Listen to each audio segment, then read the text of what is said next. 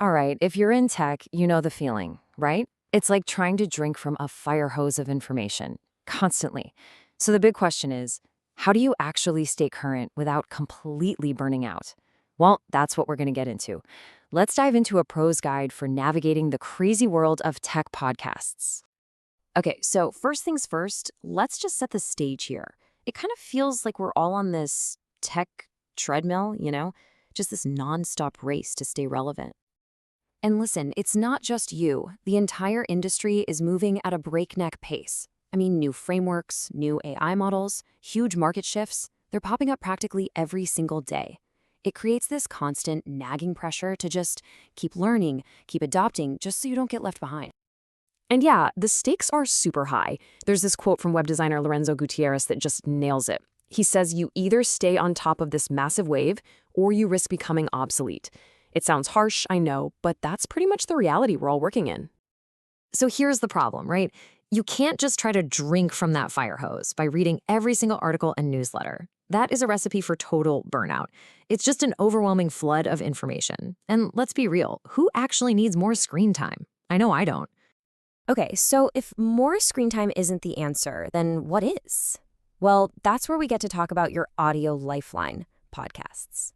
You see, a podcast isn't just another piece of content. It's a really efficient and accessible medium. You can kind of think of it like talk radio for the web. It's this amazing way to absorb high-level insights without being chained to your desk. And that's why they work so well for tech pros. You can listen while you're commuting, while you're at the gym, heck, even while you're making dinner.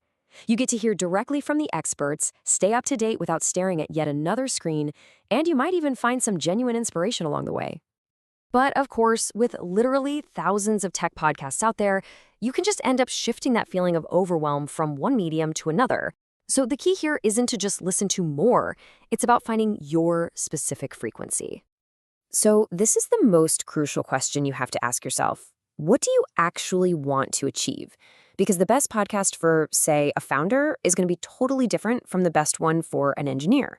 So let's break this down by role. Okay, first up for the founders and entrepreneurs out there. For you, it's all about strategic insight. You've got 20 VC, which gives you incredible insider access because the host also runs a major VC fund. Then there's the All-In podcast for those raw, unfiltered takes from 4 billionaire investors. And you absolutely have to check out Acquired. It's basically like getting a free MBA with these massive deep dives into the biggest tech giants. All right, now for my product managers and builders. Here, it's all about tactics and strategy. Lenny's podcast is, well, it's basically required listening. It's just packed with actionable advice from product leaders at places like OpenAI and Airbnb, the people who built the stuff you use every day. And if you're in a bigger company, product thinking is fantastic for helping you zoom out and really focus on that systems-level strategy.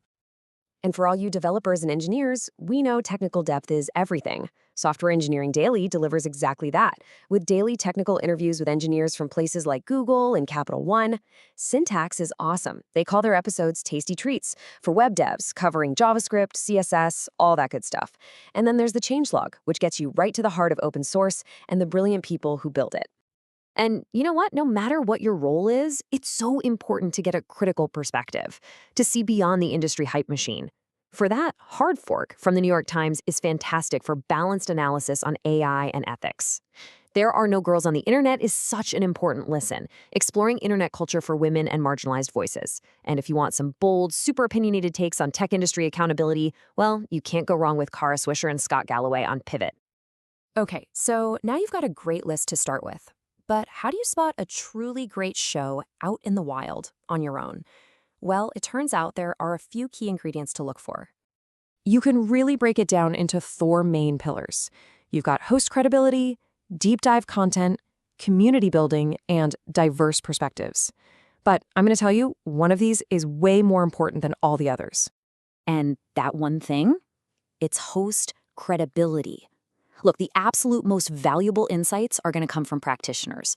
We're talking about people who are actively in the trenches, building, investing, leading teams. Their insights come from direct, hands-on experience, not just from watching on the sidelines. So the takeaway here is really simple. Prioritize the hosts who are actually doing the work. Now, you might think that busy professionals just want quick, little sound bites, but the data shows the complete opposite. The trend is clear. Depth is winning. People are actually craving substantive, deep dive analysis. I mean, just look at the explosive popularity of a show like Acquired, which can run for 3 or 4 hours. All right, let's pull all this together. How do you actually put this into practice? It's time to start curating your own personal playlist. First things first, and I really can't stress this enough, the goal is not to listen to everything. That just throws you right back into that feeling of overwhelm we were trying to escape. The goal is to be intentional, to be selective. So what's a good starting number? Something that won't make you feel overwhelmed all over again? It's actually way simpler than you think. Just 2. That's it, seriously. Just pick 2 shows from those lists we went through, the ones that really match up with your role and your goals. Get into a good rhythm with them, and always remember, quality of information will always beat the quantity of stuff you consume. And that really leaves us with this final crucial question. In a world of just infinite information and endless noise, maybe the most important professional decision you can make is deciding who you're going to trust to be your guide. So choose wisely.